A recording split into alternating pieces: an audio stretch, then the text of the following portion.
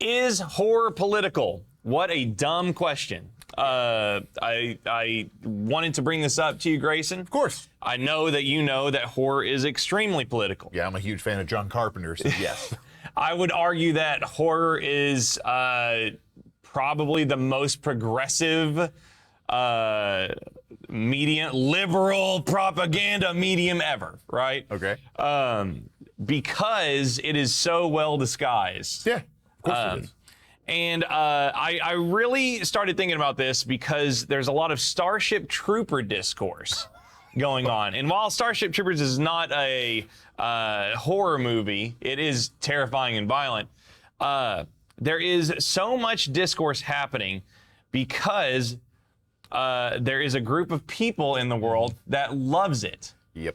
And they are so pathetically media illiterate. They do not understand that the movie is anti-fascist, right? We all know that the original Starship Troopers book is extremely fascist. Yep. It is as borderline neo-Nazi as you can get. And Paul Verhoeven made the movie as satire to fight back against the book. You right? take one look at some of the costumes in the movie and you pick up on it real quick. Yes, you have to be above a second grade reading level to understand that Starship Troopers is political and is an extremely loaded film. We made a couple of videos here where we talk about politics and where we had comments that were like, way to make it political, guys. And especially in today's climate, even the Terrifier director came under fire for his political takes, which is ironic because we have an article here written by Catherine Corcoran, who was in Terrifier 1, not the short, but the feature length. Yep. And she gets split. She has the worst kill in the movie. And to me, she has the worst kill in the franchise. It's pretty, but Terrifier 3 is wild. Maybe the mall kids, But she has written a masterclass article, and what I wanted to do was I've already read it in detail. I've already shared it with Grayson, but I just wanted to skim it, and I just wanted to get the mind juices flowing. And this is such a great, just a receipt-filled, hammer down.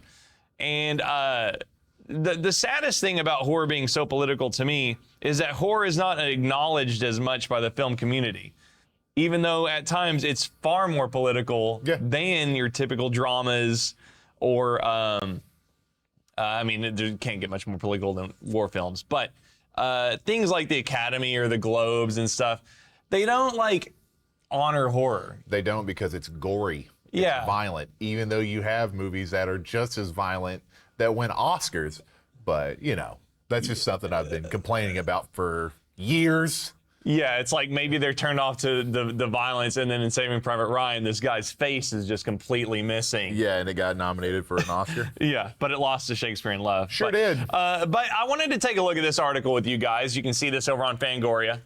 It's horror political, glad you asked. We're just going to run through it real quick. I think that there's been for me, obviously Roe v. Wade got overturned, and then immediately we get terrible, scary horror films about women in the church that are forced to carry babies to term. You get First Omen. You get the Sydney Sweeney movie, Immaculate. Yes, but I just want to run through it. We've talked about, in our Dracula review, I talked about how, Dracula was xenophobic and they were scared about, invaders from Eastern Asia. The Mummy was about, she says, Western exploitation. But I just kind of wanted to skim it, and let's hit our big ones, right? So Godzilla right here is so funny because, Godzilla is clearly metaphorical for the A-bomb, right? And I just think it's insane. There are people that are like, Godzilla is a big monster. How can that be political? People just don't understand, especially in this climate right now. I think it's frustrating that there's like an anti-intellect thing that's happening, right? There's like a fight against science, and even with the Starship Troopers thing, it's like it's like you get criticized for applying deeper meanings to horror films. Like this was a really good one. Body Snatchers being analogous to McCarthy era, commies are among us. The Birds, Rosemary's Baby, of course. Again, this is, at a very tumultuous time. Rosemary's just completely annihilated. But yeah, Night of the Living Dead. You know a ton about this one, right? Yeah, I know. I mean, yeah, whenever he turned it in, it was right whenever the Martin Luther King Jr. assassination happened. And he knew he had an important film, but he didn't know how important it was until going to put it into effect. So it is wild to sit back and watch Night of the Living Dead and see a black hero for that time. Yeah, and a black hero telling the white people what's going to happen. It is crazy to see that. Yeah, and I love that movie. It's one of my favorites. Oh, it's spectacular. And then of course he gets dropped at the end. By the white militia. Yep. One of the most depressing endings ever. Yeah, but that's what makes the film a classic at the same time. And it's like they see him as a threat, but it's like, is it because he's a zombie, or did they shoot him because they think he's a threat? It makes you think about it. Yeah. Oh, hell yeah, I'm getting all kinds of ads. I got Temu AI girls right there. Have you seen Ganja and Hess? No, I've never heard of this. I've never seen it, but I know it does have Dwayne Jones in it, and I've watched documentaries to where it appears in it. I think you can watch it on Shudder. Okay. I think it's on there right now, but I've never gotten a chance to watch it. I was gonna ask about The Birds and environmentalism. How much Hitchcock have you watched as a horror person? Honestly, not much. I did a big horror taboo, and I hadn't seen Psycho until a year ago. In full, because I always knew what Psycho was, because even whenever I was younger, that movie was spoiled to death. Okay. Every single time I would go to a movie theater or a movie store or something like that, they'd always have Psycho playing. Okay. So I felt like I'd seen it, but I never sat down and watched the whole thing. So with Hitchcock, the only movie I'd seen when I was younger was The Birds. I saw that movie because, honestly, I went through a phase where I couldn't watch scary movies because they were getting to me so bad, but I would watch The Birds because it just didn't scare me. Gotcha. Have you seen Rear Window? No, I know Rear Window. I know what it is, but I've never watched it. Gotcha. It was just, I think I just skipped over Hitchcock and went straight into Carpenter. Okay. So that's interesting. That could be a cool thing to do someday. Okay, Texas Chainsaw Massacre. Let's see what Corcoran says about this one. The feelings of nihilism where the traditional institutions, government, law enforcement, and family fail to protect people. I can see that. I think that what's important is that there are parts of horror that they may not be political, but they're easily interpreted. Yeah, for sure. To be political. Obviously, instances like Godzilla and Night of the Living Dead, that would be foolish of you to not think that there's political statements in them. But yeah, the family turns to cannibalism as both survival mechanism and a twisted continuation of their slaughterhouse trade terming human beings and livestock to very looks. Yeah, it identifies similarities of human and animal suffering. God. It does. Black Christmas. Oh, interesting. We didn't really make a big point about this in our Black Christmas interview, but years before, she says, years before Laurie started, Jess is not only sexually active, but explicitly advocates for abortion. Yep, sure does. Because her boyfriend is crazy. He is. In that movie. And it is in Black Christmas, Jess is she doesn't want to be a mother her whole life. And she's obviously gotten pregnant from a guy who's a failure and doesn't take it well, and has horrible anger issues. Yeah, and the movie goes out of its way to show this is not a desirable partner. But yeah, I thought that was, and I didn't really think about how progressive that was for 1974 when it's huge when we watch it. But that is a hugely progressive thing. Carrie, which I'm reading the book right now, it talks about religious fanaticism, of course. Carrie's mother is a freak. Yep. It's funny in the book, Carrie's dad in the book kind of dies because of his involvement in like a roadhouse. And so Carrie's mom's always whining about roadhouses. She's like, are you just thinking about Swayze the whole time? Yeah, kind of. But she'll be like, that's what happens. First the blood, and then the hair grows. And then the boys come with their dirty pillows and the roadhouses. so I'll be walking and listening to Carrie on Audible. And then Sissy Spacek narrates it. I just saw Lynn Shay in my head from Detroit Rock City. Exactly. Yeah, that's what I see in my head as the mom. Yeah. and so I don't know, but yeah. Obviously, Carrie makes everybody pay for her you could say suppression. Suspiria. Oh, interesting. Okay. I've only seen Suspiria, the original, once, and I saw the remake once. I thought the remake was really good, but I'll need to watch this. Great. The remake is crazy. Let's see. Witches sacrificed young women in mainstream for their own power. Explores institutions can be misleading. Promise empowerment by ultimately consuming and discarding women. Yeah, I mean, that's basically a factory for farming witch power. Yeah. But yeah. ¿Quién puede matar a un niño? Who can kill a child? Have you heard of this? Nope. Don't know this one. Golly. Children have risen up and slaughtered all adults. The film even opened up with real historical footage of war crimes. This is a great way to get some horror films to watch. Golly.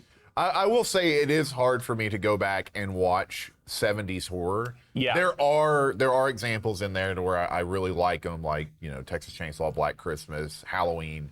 But a lot of 70s horror is wild. Do you think you not watching Hitchcock has to do with old films at all? Them being older? Because I love Night of the Living Dead. I love Dracula, The Wolfman, like all the Universal That is horror. true. I also love Hammer horror films. So I think it was just something that I just missed because I was watching other things. He just happened to be like the missing link there. I Spit on Your Grave, obviously. Assertion of female agency. Yeah, because, you know, she makes him pay. I actually watched Spit on Your Grave, the remake, recently. Oh, I haven't seen that in a long time. She gets him real good. Yeah, and they deserve it. Alien, and I think Alien is probably one of the movies where people would be like, "What? How could Alien be political?" And it's like, look at the facehugger. It's like it's a forced impregnation. Yeah. Like, what are you, crazy? I remember the day I realized that. I think I'll admit I was in my 20s. It comes older when you when it's like it just hit me. Because I remember I was playing Alien versus Predator, and whenever the facehugger gets on you, there's like a tube that goes around, and I just remember going, "I'll be dipped." Yeah, that's what that's about. Grayson's like, I don't want this to happen to me. Well, it was one of those things to where it was whenever I was starting to truly realize how political horror was, and it was because originally I was watching horror just to, you know, dissect the special effects. Yeah. And then it turned into, oh, cool, they got their head chopped off. Yeah, and now it's like, oh, wow, there's so much more meaning to this. Yeah. But I think I was watching Alien in probably 2010 or in the late 2000s, maybe with Chelsea or something. And the scene where the facehugger, you know, tightens its tail. Yeah. I was like, oh man, that is some SA allegory right there. It is crazy, yeah. But yeah. Oh yeah, also the themes of capitalism and conservative Reaganomics. But yeah, them being like, we have to do the run. It's what the company tells us to do. Man, you want to see somebody talk about Reaganomics? Just listen to John Carpenter. That man hates Reagan. Man, it's awesome. Speaking of John Carpenter, we got the thing. Use the concept of an alien organism which spreads through bodily fluids as a metaphor for both the AIDS crisis and fear of assimilation. Yep. If you want to see something that's anti-Reagan, just watch The Thing. Or They Live. Yeah, no kidding. Yeah, They Live is definitely the that was his middle finger to Reagan. Yes, absolutely. But yeah, The Thing is spectacular. Also, you could probably apply the paranoia and blood testing about, that's what I was going to say about the HIV infection. Which one of you has it? Yeah. Let's test your blood. Yeah. Let's all line up and slit our fingers open and see who's got it. One of you's going to kill us. It's like, man, that is insanely adept. Child's Play. Okay, interesting. This is the good stuff. Yeah. Well, how would Child's Play could be conceived as political? Released after the Cabbage Patch boom, which resulted in hysteria over frenzied demand for dolls. Chucky's a mass-produced toy infused with the soul of a serial killer. As Karen can only afford to buy a possibly stolen one from a street peddler, much like low-income families are regularly forced to take financial risks that leave them vulnerable. Franchise also has a major impact on LGBTQ representation and horror due to the creator Don Mancini. Yeah, man. For sure. And Bride and Seed of Chucky introduced overt queer themes. Glenn and Glinda, Chucky's gender fluid child, making the series one of the few long-running horror franchises to openly embrace queerness, camp, and fluid identity. Yeah, cool. Okay, interesting. I've never considered Chucky to be that, but if we were recording this for YouTube in 1992, probably would see the themes. Yeah. Society. I have not seen this. Have you seen it? You have to watch Society. Would I like it? I think you would, but you have to go into Society with a open mind. Okay. Because this movie is insane. Okay. Okay. The ending, the last 10 minutes of this movie will have you going, what? Okay. It is wild. Okay. Metaphorically, crap, I can't see. Feeding off the poor resources. In fact, an incestuous shape-shifting race that physically absorbs and consumes the lower class. Well, you know what the ending is now. I don't. That's the. Okay, it's fine. I should have known. It's fine. I'm sure I'm gonna love it. You still need to watch it. Who's in it? Martin Sheen. Okay. No. They're talking about. In the Dead Zone. There's nobody like really famous in Society. Okay. But yeah, that talked about They Live and the Dead Zone up there. Silence of the Lambs, gender politics. Yep. Society's obsession with violent men. That one's kind of a given, right? Interview with the Vampire. Oh, okay. Vampirism is a metaphor for privilege, queerness, and historical oppression. Yeah? Okay, I got you. Yeah, Lewis owns a plantation in Louisiana, portrays vampires as immortal elites. Yeah, because they're going to the plays. Yeah. Aaron Petrie. They're forced to take on the role, or Kirsten Dunst's Claudia as their adopted daughter to form same-sex family unit, similar to how LGBTQ families are often forced to exist in secrecy for fear of persecution. Interesting. Man, that is such a weird dynamic. I mean, that's obviously like the core of the movie, that relationship that Claudia has, because it's like daughter, but also something more because they've spent 100 years together. Yep. It's weird. Scream satirizes into sex horror while criticizing how media warps perception of violence. Yep. Yeah, I mean, obviously, our killers in Scream are obsessed with motive. Even Scream 2. Scream 2 with OJ. Yeah. Do you remember that? Because at the end of Scream 2, our killer is obsessed with the trial. Yeah, they want the trial at the very end, yeah. Yeah, that's the reason he's doing the killing, so he can become famous. But yeah, Scream 2, I don't know if Scream 2 will be on here, but Scream 2 also political. American Psycho uses dark satire to criticize capitalism, toxic masculinity, and how wealth and power insulate the wealthy elite from consequences. This is like a Wolf of Wall Street, obviously. Yep. One of the most misconstrued movies ever. Sorry. I'll let you talk. No, I'm agreeing with you. You're just like, No, it's just one of those to where anytime somebody says that American Psycho isn't political, it's literally in the film. Yeah. Like, it's what the whole movie's about. The theme also goes on beyond recurring franchisable subject with James DeMonico's The Purge. Yeah, The Purge is obviously political, but 28 Days Later, Danny Boyle. Yep, government failure. Oh yeah, it was filmed before the 9/11 attacks. Its imagery was hauntingly prophetic. Most famous sequence, wandering through a deserted London. Oh yeah, where they stop the traffic and stuff. Yep. Okay. Saw pulls directly from ethical Yep. debates surrounding the use of torture techniques at Guantanamo Bay and CIA black sites. The film's games where victims must endure brutal dehumanizing scenarios mirror images of the hooded detainees and techniques used by the U.S. government. Spectacular. I'm sure Hostle's about to pop up. Yeah. Pan's Labyrinth. For sure. That one's kind of like, well, yeah, it's wartime, anti-fascist. The Mist, height of the Iraq War. Yeah. Oh, yeah, Religious because... extremists. Yeah. Yep. And the soldiers who are keeping a secret. Yep. Mob mentality inside the grocery store mirrors 9/11 hysteria. Yep. Very clear. Jennifer's Body. Misogyny, sexual violence, female exploitation. Yeah. Have you seen this?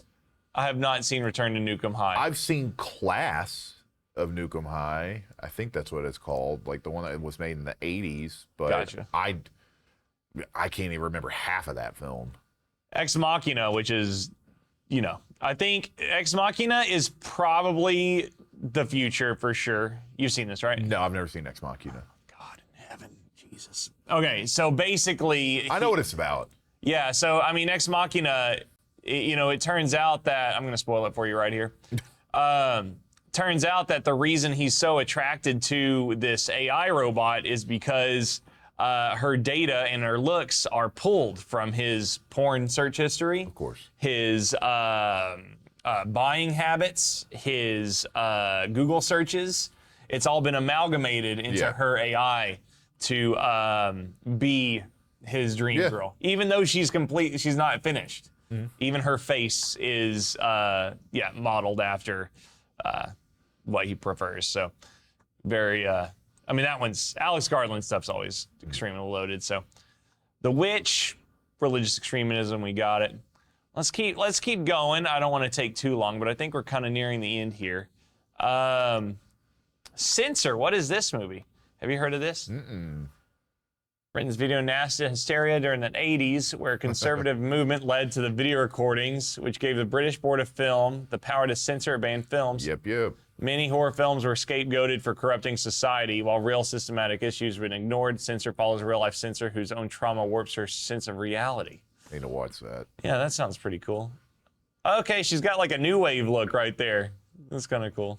I do believe she's what you think is the main character in the first Terrifier. I think that's her. Interesting. I think. Don't have the star. I'll have to look that up later. Faceless. I'll have to look at that. That looks really Faceless good. After Dark. Let's see. Gender dynamics in the entertainment industry. It is right there. My co-star Jenna Cannell. Yeah. Okay, so Faceless After Dark Faceless is After this. Dark, Okay, gotcha. Flips revenge horror upside down. It comments on how media fuels parasocial relationships. Have you seen this one? No, it looks really good. I have to do that one. Okay. The First Omen and Immaculate, which I hinted on before. The Substance, obviously, just completely loaded. But yeah, Substance is about as good as critique on self-perception and the Hollywood's lack of care for aging actresses as you can get. But awesome article. I think what's so cool about this article is it's interesting to go into horror and read stuff like this and keep an open mind to see, what were the writer and the director trying to do and what were they trying to get across to you, and just kind of open up your mind and just read up on it and just see what they have to say, because it could change the film in an even better way for you and make you see it in a different perspective that makes it even better. I think that's why watching horror and being an aging horror fan is so great, because not only do we get to rediscover horror movies from an older lens and understand that, Dawn of the Dead or Night of the Living Dead is social commentary, and it is more than you think. But now when we watch horror, I think on the first watch, I'm more inclined to just kind of watch it a little bit more brain dead, right? Yeah, because you want to be able to experience what's on the screen, and then after it's over with, do your research. You want to enjoy the film for what it is right off the bat, and then do research into it. I think one of the reasons that Substance was so good for me, and and even my wife Chelsea, when she was watching it, she was like very emotional when it was over. But like The Substance is like a great kind of crash of the waves of you understanding its politics and ideals while you're actively watching it, because of the way it's filmed. And it like, while I think Night of the Living Dead's a good comparison, or even The Thing, it's like, well, yeah, The Thing, you might be watching it, you may not be thinking about the AIDS epidemic and the Reagan administration while you're watching it, right? The Substance kind of just like hammers you over the head. It does. And like makes you feel terrible while you're watching it. But yeah, there's movies that do both. And I mean, again, when I'm watching Starship Troopers and I'm a little kid, I mean, even I'll be on no disrespect to anybody that doesn't understand Starship Troopers, but even when I'm 11, I'm like, they look like Nazis. Yeah, it didn't help that we were also huge Indiana Jones fans, so we knew exactly what they were like. But yeah, there was that. There was. I remember asking my mom, "Are these Nazis?" Yeah, and then my mom being like, "Yeah, yeah, they sure are." While if you are watching Starship Troopers, I get it. You can turn your brain off, and sometimes when I'm watching it, I am turning my brain off and being like, yeah, of course. I mean, if you grew up watching Starship Troopers and you're watching it now, of course you're going to watch it and think of, oh man, these monsters still look cool. Yeah. These still look great for the time. But there is that thought in the back of your head of, oh wow. You know? Yeah. That'll always kind of be there, and that's what's amazing about horror. Yeah. And that's why the horror genre is amazing in general, because you can get so much out of it. There's so much it can give to you.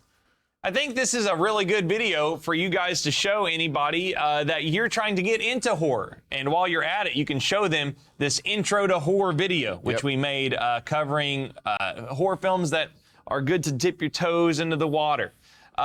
Anyways, Fangoria, that's a spectacular article. Way to Make sure to go and read that article as well. Check it out. It is very, very good. Yep. If you enjoy content like this, go to patreon.com/hangtime to support Carnage Candy and all of our horror ventures. You guys have an awesome day, and give us a thumbs up for that sweet thumbnail. Goodbye, everybody. I don't have the mouse today. Yeah, I got it.